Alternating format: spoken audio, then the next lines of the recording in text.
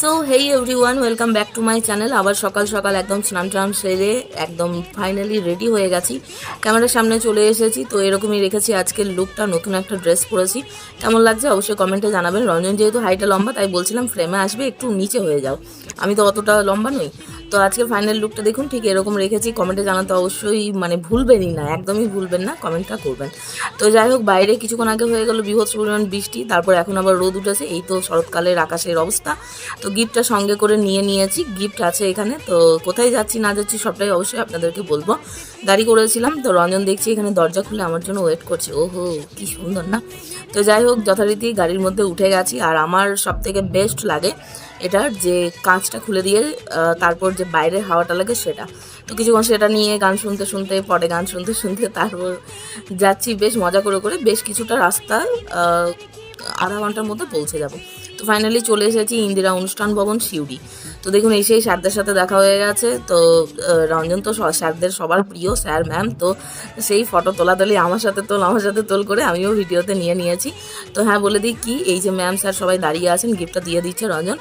তো হচ্ছে আজকে ঐশানীর জন্মদিন। ঐশানী হচ্ছেন রঞ্জনের স্কুলের স্যারের মেয়ে, ঠিক আছে, স্যার ম্যাম দুজনেরই মেয়ে। তো এই হচ্ছে ম্যাম, অর্থাৎ আজকে যার জন্মদিন তার মা।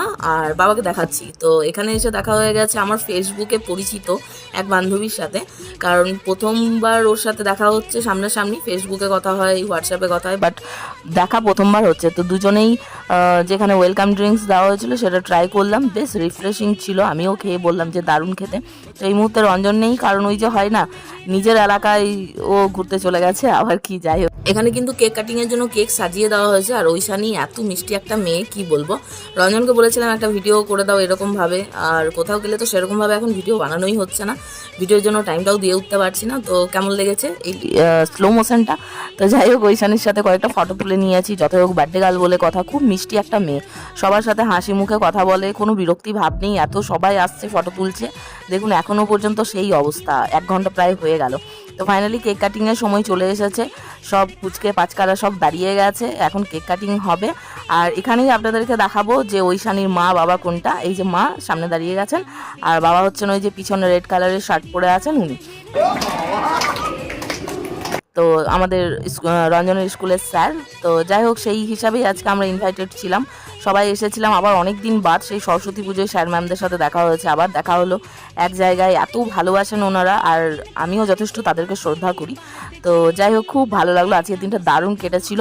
কেক কাটিং হওয়ার পর তারপর সোজা চলে এসেছি দোতলায়, সেখানে খাওয়া দাওয়ার ব্যবস্থা করা হয়েছিল। তো পরের ভিডিওতে আপনাদের সাথে দেখা হচ্ছে পরের পার্ট নিয়ে।